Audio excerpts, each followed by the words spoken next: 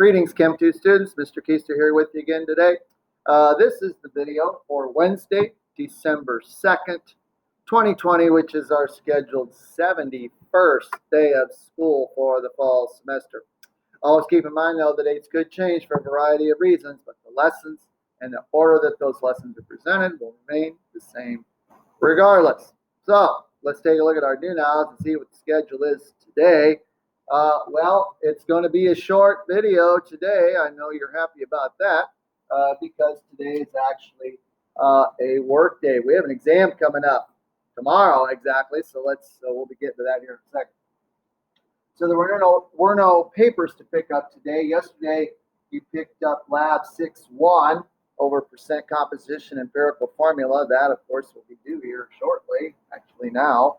And then I had you go ahead and pick up the Unit 6-1 exam review yesterday. Hopefully you got started on that at least and can get that finished today before class is over.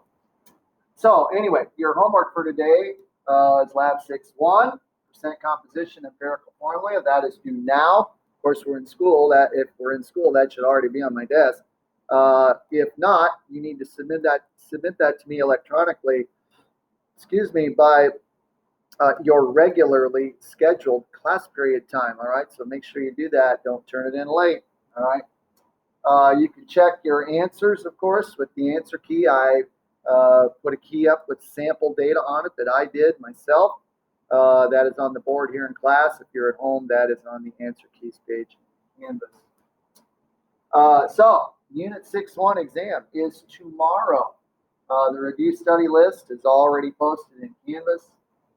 And so let me advance the board and we'll talk a little bit about the exam setup. It's a little different this time. So let me scoot that ahead. And there we go. Okay. All right. Let's unfreeze the screen here. There we go. Okay. So this exam has no multiple choice questions. Some of you might be cheering that. Some of you might be going, uh-oh, I know what that means. And yes, you would be right. It is all naming, drawing, and computational problems. That should be no surprise based on what we've done, not only in Unit 6-1, but back in Unit 5 over organic chemistry, which is you're going to see some of that on this exam, as I promised it was coming. So here's the layout of the test. Nomenclature and formulas. There'll be 13 problems involving that. Make sure you know how to name and write formulas for monatomic elements, diatomic elements, ionic compounds. Make sure you know the monatomic and polyatomic ions. I hope you haven't forgotten those. You can't. Molecular compounds and organic compounds. I told you this was coming, all right? Make sure you know the 3 basic hydrocarbons, alkanes, alkenes, alkynes, the proper way to name them and to draw their structures, along with the functional groups we went over, alcohols, aldehydes, ketones, carboxylic acids, aromatics, etc., and the branched chain hydrocarbons, all right? You're going to see a little bit of all of that on this test. So not only will you be naming those and or writing formulas for those, the organic ones, you'll have to draw organic structures, but to incorporate that into this Unit 6-1, you will also be calculating the molar mass of all of those as well, all right? Of course, you'll get your periodic table, of course. So we're incorporating previous units nomenclature, especially Unit 5 over organic, along with our current unit, all right, Unit 6-1. Then, the mole and number of particles, 3 problems there. Know the value of Avogadro's number. You need to know that, 6.02 times 10 to the 23rd. And how to solve dimensional analysis conversion problems between number of particles, which could be atoms, molecules, formula units, or ions, which is an extension of a formula unit, remember, and the relationship between any of those and moles. And that, of course, you need to use Avogadro's number for that. Remember, there's Avogadro's number of particles in 1 mole of any chemical substance. It's just a matter of what particle is it? Is it an atom, a molecule, or a formula unit? Okay. Regardless of that, the number of those particles in 1 mole is Avogadro's number. Then, next, there will be 3 problems involving the mole and mass. So this then involves molar mass, which is the mass in grams of 1 mole, again, of a particular substance. So you need to know how to calculate molar mass and how to solve dimensional analysis conversion problems between mass and moles that utilize, of course, molar mass.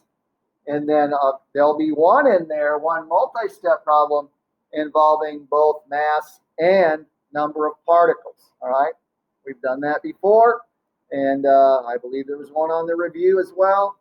And so make sure you know how to switch back and forth between those things. They both go through the mole. All right, and then there'll be 3 of those.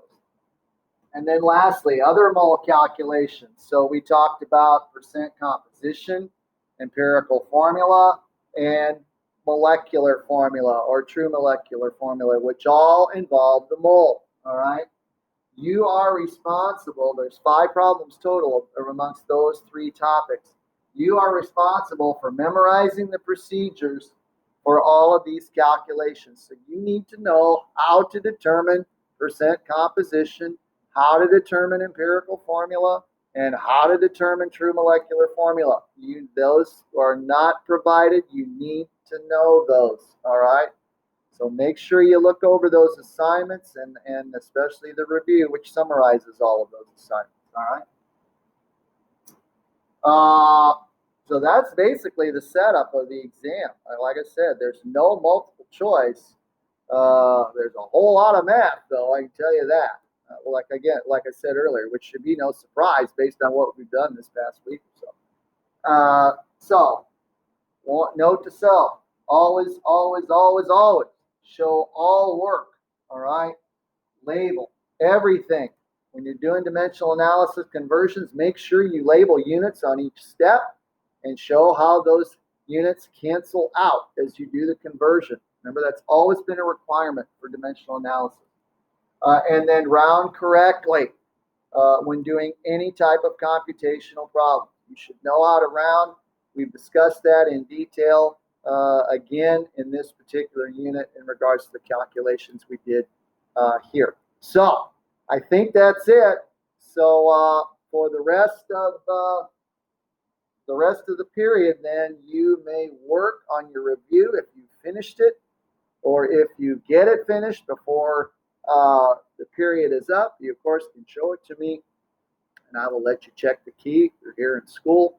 Of course, if we're home, then I would post that key in Canvas to give you enough time to check it before you submit it to me electronically, and I will do that, of course.